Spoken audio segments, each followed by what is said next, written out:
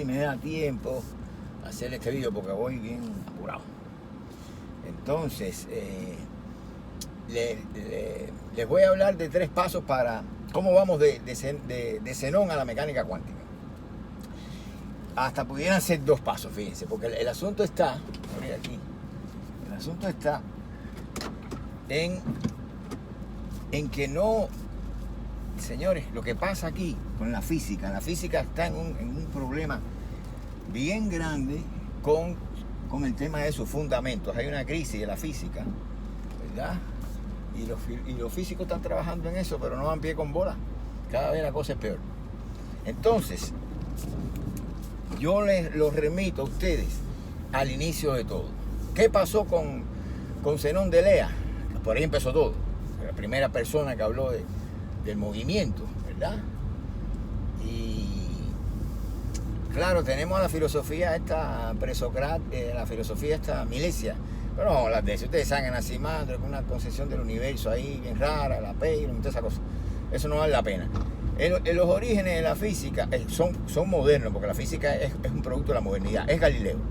Pero el espíritu de eso está, obviamente, en los griegos, como está todo, y donde tenemos que buscarlo es justamente en Zenón de Lea. Galileo dijo, él mismo dijo, estas son sus palabras: mi propósito no es otro que la determinación del movimiento. Todo lo que Galileo hizo, lo hizo en el entendido de comprender ese fenómeno que es el movimiento, ¿verdad? Y justamente el primero que empezó con eso fue Zenón de Lea, que Zenón de Lea dijo, bueno, el movimiento no existe. ¿Por qué? Porque su maestro, que era Parménides, tenía el presupuesto de que el ente lo llenaba todo, que no había vacío, por lo tanto, era como consecuencia de eso, pues no podía haber movimiento. Él sencillamente se da cuenta que lo que la gente llama movimiento, eso que la gente entiende por movimiento, pues es contradictorio. E hizo unas paradojas para demostrar que era imposible semejante cosa, que las cosas se movieran dadas esas condiciones, ¿verdad? Entonces, ¿qué pasó con la humanidad entera? Y los físicos están metidos aquí adentro igual. Que todo el mundo creyó que al Zenón decir, porque lo interpretan así planamente, por eso es que la filosofía la entiende una mente filosófica. Usted no puede ir con su conciencia cotidiana o con su reflexión de zapatero de portal, como diría Hegel, a sacar conclusiones por algo que leyó en la filosofía. Tiene que entenderla. Entonces, porque no es lo mismo, lo que usted ve es una cosa y lo que ven los filósofos es otra. Entonces, pues todo el mundo se fue por lo más fácil. Dijo, bueno, Zenón está equivocado por cuanto el movimiento sí existe. Nosotros lo observamos, todo el mundo lo ve. Eso lo sabía Zenón. Zenón sabía que todo el mundo veía el movimiento. Pero justamente por eso lo estaba negando, porque era pura apariencia, porque debajo de esa apariencia había una verdad que te lo contradecía. De eso se trataba la cosa. Y estaba en todo su acierto. Lo que sucede es que todo el mundo se fue por la vía de que Zenón inventó unas cosas, construyó unas cosas lógicas ahí para refutar algo que es irrefutable. El movimiento sí existe. Por lo tanto, esa estructura de Zenón, de pensamiento de Zenón, esos razonamientos, esos argumentos, hay que refutarlo. Entonces todo el mundo quiso durante 26 siglos y todavía quieren refutar los argumentos de Zenón para mostrarle a Zenón que estaba equivocado. ¿Cuál ha sido el resultado? Nadie ha podido hacerlo. Entonces, yo soy el único, que le está hablando a ustedes, hasta tanto yo sé, he sido la única persona en este universo estrellado que ha tomado el camino opuesto, que ha dicho, no, Zenón no se equivocó, Zenón estaba en lo cierto. O sea, Zenón y yo somos los únicos tipos que hemos aplaudido esa paradoja del movimiento, particularmente la flecha, que es la que siempre usamos, ¿no? Aunque las otras también igual. Pero bueno, vamos a la flecha. Entonces, por eso es que las paradojas no hay forma ni de comprenderlas ni de darle solución. No le pueden dar solución porque no son tales paradojas, están correctas. Al no ser tales paradojas, pues no necesitan de solución. Entonces, lo único que había que hacer es entender a Zenón. Por eso vamos a partir de Zenón. Lo que hace Zenón es utilizar la representación común que tiene la gente de lo que es el movimiento, ponerla en entredicho y refutarla. Eso fue sencillamente lo que Zenón hizo. Ahora, ¿qué representación tenía la gente del movimiento? Lo que la gente entendía por movimiento. Bueno, pues, y yo le estoy explicando esto porque mi camino ha sido otro, ¿verdad? Eso lo puedo hacer yo, lo puedo decir yo. Pero no el resto de los mortales que se fueron por la vía de querer refutar a Zenón. Ellos tienen sus argumentos y nunca han podido refutarlo. Entonces, ¿qué estaba refutando Zenón de Lea? Bueno, estaba refutando esa noción cotidiana del movimiento que en la física quedó expresada como trayectoria dinámica. Es exactamente la misma. Lo mismo que piensa una persona común es lo que piensa el físico. Lo que el físico te la describe de una forma un poquito más, ¿sabes? Un poquito más seria, pero es la misma cosa. Al final, ¿qué cosa era? Zenón se dio cuenta, antes de que existiera ese concepto de trayectoria dinámica, él se dio cuenta que si nosotros nos representamos el movimiento como un trayecto recorrido, como un espacio recorrido, y eso es el movimiento, todavía para la física, un espacio recorrido, un cambio de posición, como quiera que lo mire, va a ser lo mismo. Entonces él dice, bueno, esto se compone de diferentes lugares que el cuerpo va a ir ocupando, ¿verdad? Uno tras otro, a la medida que el tiempo transcurre. Eso es lo que es una trayectoria dinámica, exactamente eso. Entonces Zenón va a demostrar que en cada lugar, vamos a decir en cada punto del espacio, o sea, si el cuerpo tiene una posición definida porque está en un lugar y de él no sale, eso somos Zenón y yo, ¿verdad? Yo estoy hablando de Zenón un poquito con un lenguaje un poquito más modernito para estar más cercano a ustedes, pero exactamente lo mismo. Pues ese cuerpo móvil ha estado en todo momento en reposo, por lo tanto como resultado no puede haber movimiento, porque si estuvo bien definido aquí, en este lugar, en el lugar siguiente, bien definido en otro lugar, pues entonces ¿cómo pudo moverse si todo el tiempo estuvo en reposo? ¿Verdad? Si ha estado en reposo.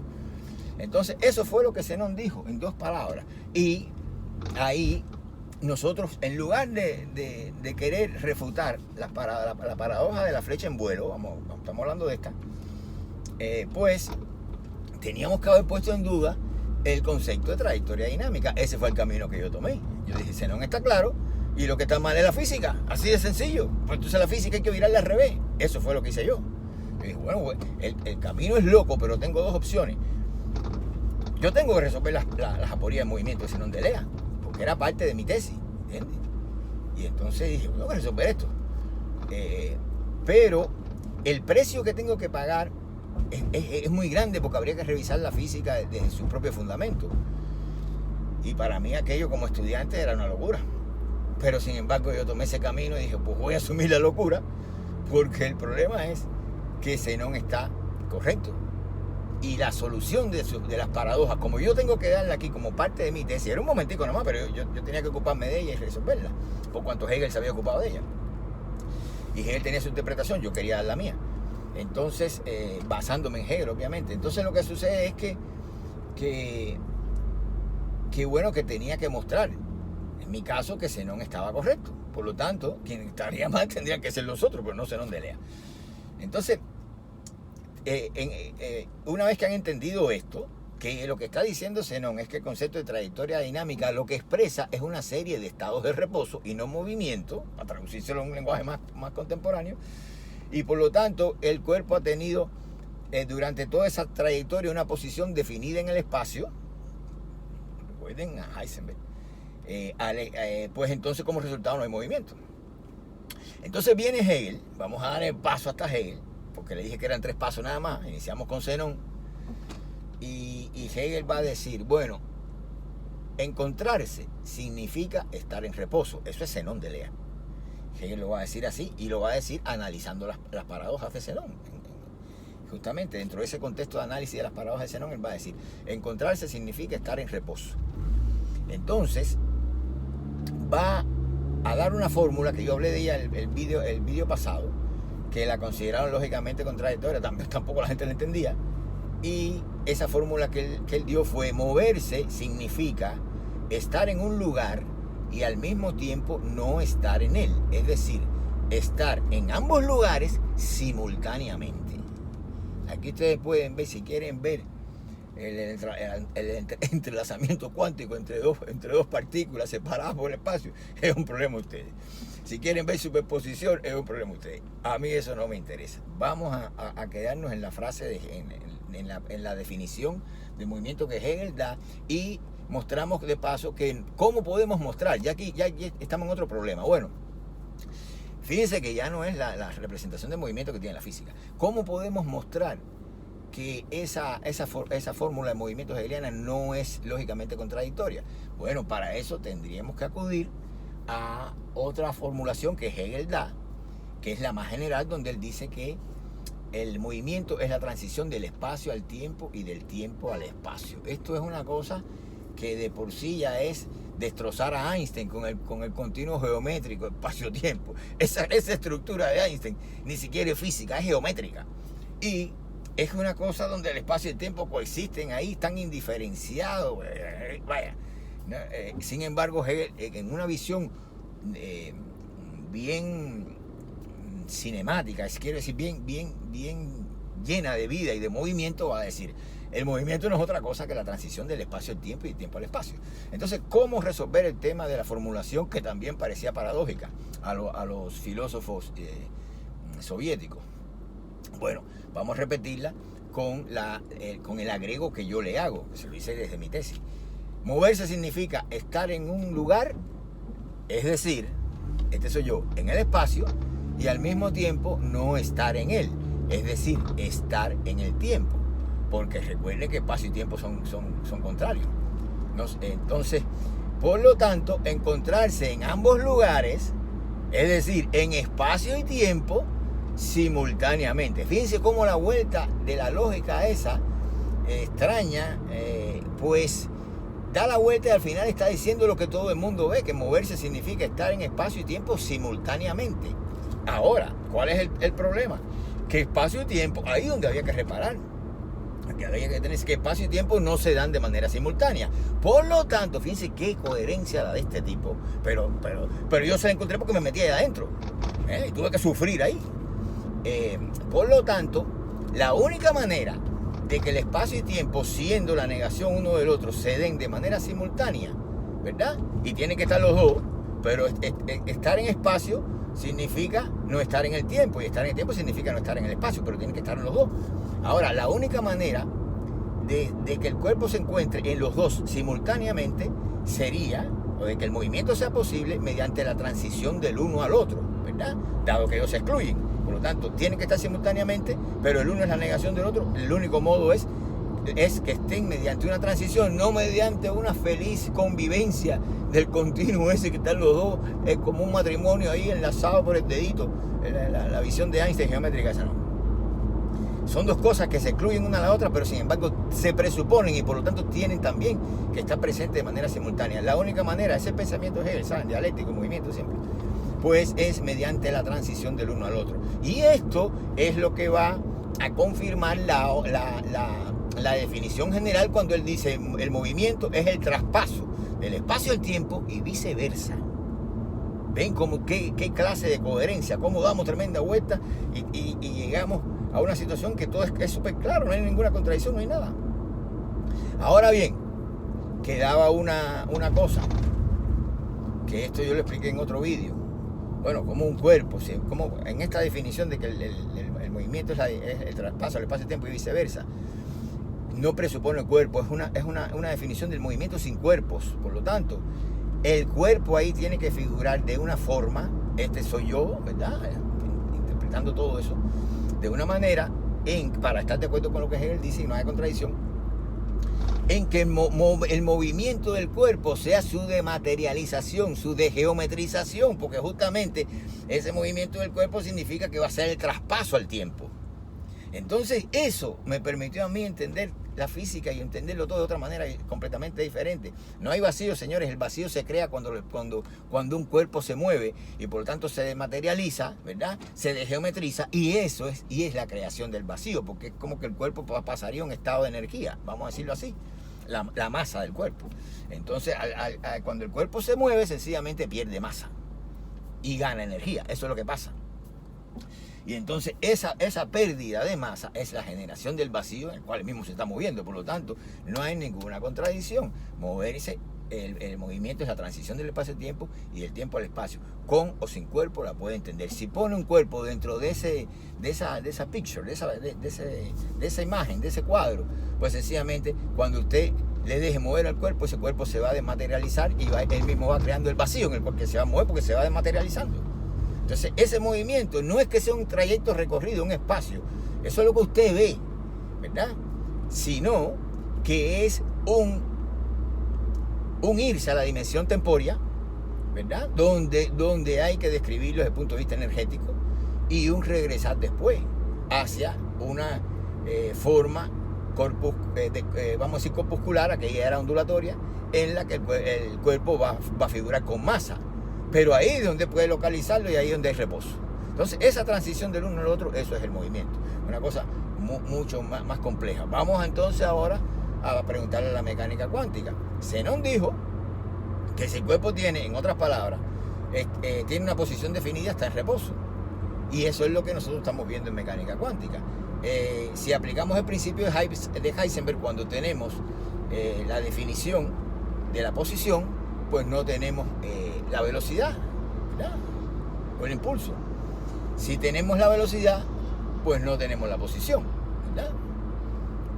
Quiere decir que cuando hay posición, no hay momento. Y cuando hay momento, pues no hay posición.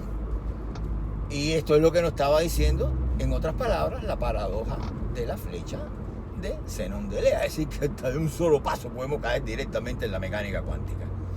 ¿Ok? Ahora bien, la probabilidad. ¿Cómo entendemos la probabilidad? Bueno, cuando el cuerpo se está moviendo, ¿verdad? Vamos a decir con G, el que está tempóricamente determinado, está del lado del tiempo, pues sencillamente ahí no puede haber localización porque no hay ningún corpúsculo, ningún cuerpo material, ¿verdad? Entonces solamente podemos hablar que hay probabilidad de localización, pero no hay localización en términos cuánticos, para decirlo en términos cuánticos. Una vez que el cuerpo está del lado del espacio, ya hay geometría, ya hay localización, hay posición definida, pero en ese caso ya no hay velocidad. ¿Entiendes? Sencillamente porque al estar el cuerpo definido espacialmente, pues nos falta la determinación temporal. Y lo que tenemos es un cuerpo con masa, que podemos situarlo en un punto del espacio determinado, pero no podemos hablar de que ese cuerpo se esté moviendo, porque la otra variable, si lo leemos en términos mecánicos cuánticos, sencillamente no tenemos acceso a ella, está indeterminada. ¿Okay? Y con la posición nada más no podemos hablar de movimiento, que fue lo que nos enseñó Zenón de Lea, y nos dijo, mientras la flecha esté ahí, eso no se está moviendo. Tiene posición definida, está en un lugar definido, ahí no hay movimiento, aunque sea una serie, usted lo suma aunque sea una serie. Entonces la física, uno de sus problemas que tiene ahora es que cree, por ejemplo, algunos físicos creen, muy destacados ellos, algunos de los físicos de la élite de los físicos, creen que la función de onda no es real, o que las ondas mismas no tienen realidad física, etcétera, etcétera. Miren, señores, lo que no es real, claro que es real, lo que pasa es que tiene una realidad de tipo virtual, que es lo que no entiende la física. La superposición es la que no es real, no el colapso. Ellos creen que el colapso no es una cosa real. No, el colapso es una cosa real, en el sentido de que es actual, que podemos interactuar con eso, ¿verdad? Pero la podemos percibir, dicho con Berkeley, con el filósofo Berkeley, ¿verdad? Pero lo que no podemos percibir, ¿verdad?, es la superposición.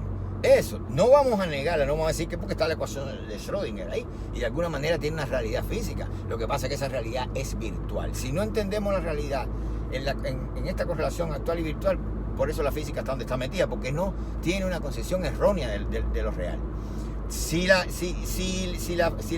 colapso de la función de onda no es real, señores, mucho menos real es el espacio-tiempo de Einstein, que es puramente geométrico.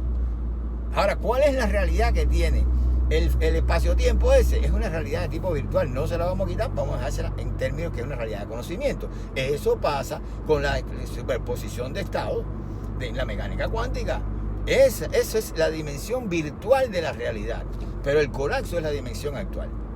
Eso es lo mismo que pasa con la serie de velocidades que describen los movimientos macroscópicos en la física clásica. Esas series son virtuales, y lo que es actual es cuando usted mide, cuando usted realiza la medición.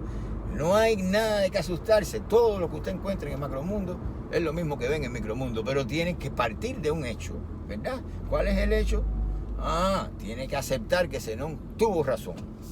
Si no da ese paso fundamental, vas a estar metido donde estás metido, en una crisis de fundamentos en la física. Por lo tanto, tienen que ir a los fundamentos, arreglar y resolver esa visión del movimiento que tienen, que es errónea, y esos fundamentos, ¿dónde están? No están en Galileo, están en el griego antiguo Zenón de Elea. Aquí se los dejo. Dimos 3 pasos, como le prometí. Salté de Zenón para Hegel y de Hegel para la mecánica cuántica. Bueno, nos vemos en un próximo video.